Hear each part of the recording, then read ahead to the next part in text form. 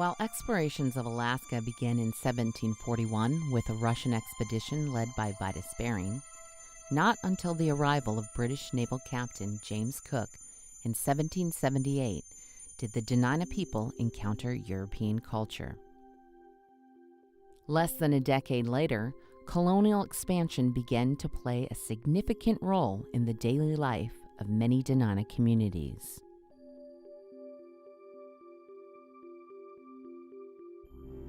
In 1784, Russian fur traders established a settlement on Kodiak Island that supported their expansion north into Cook Inlet. 3 years later, the first Russian fort in Dena'ina territory, Redoubt St. Nicholas, was constructed by the Lebedev-Lastochkin Company at the mouth of the Kenai River.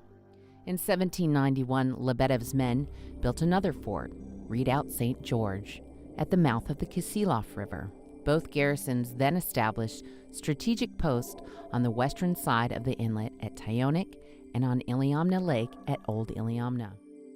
By this point, European expansion was squarely planted amid the Dena'ina.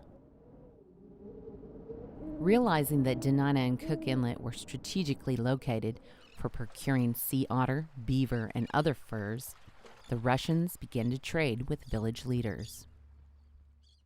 These leaders, the Keshka, acted as intermediaries who traded the furs brought to them by village hunters in exchange for items of European manufacture, such as knives, beads, and cloth.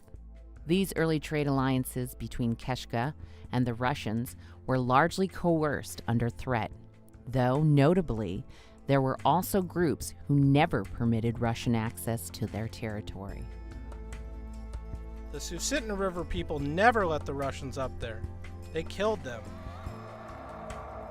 In the 1790s, in the regions where trade relations were established, Russian abuses against the Dena'ina people escalated. The Russians had their headquarters in Kenai.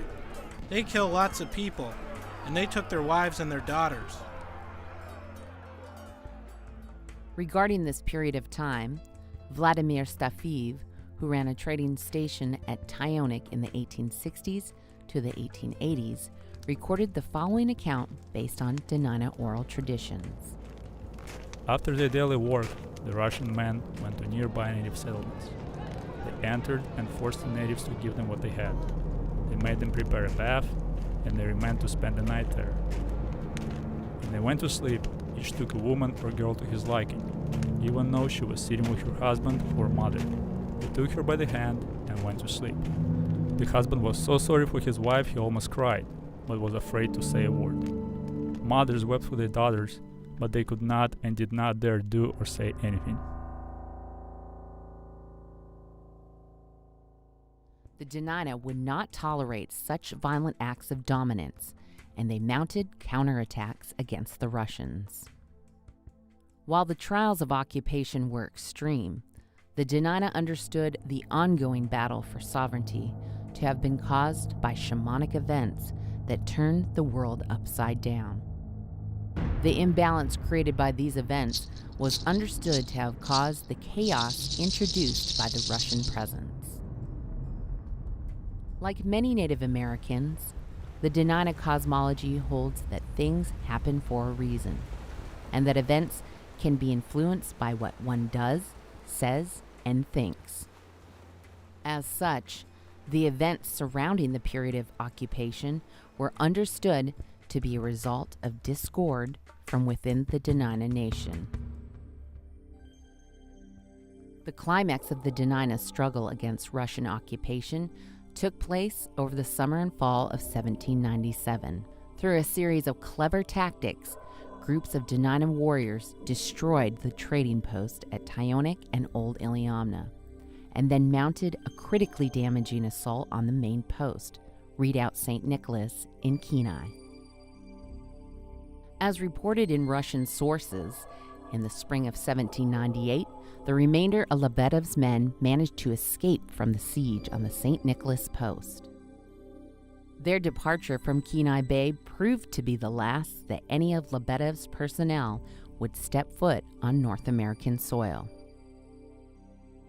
Russian scholar Pyotr Tikmenev Reports that company records indicate that only 80 of the original 200 Lebedev employees survived for their return to Russia.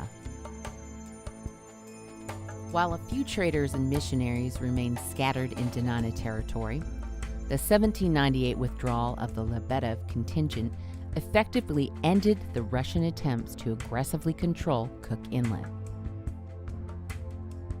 The Russian-American company remained nominally in control, but through strategic, forceful resistance, the Dena'ina remained largely independent until the sale of Alaska to the United States in 1867.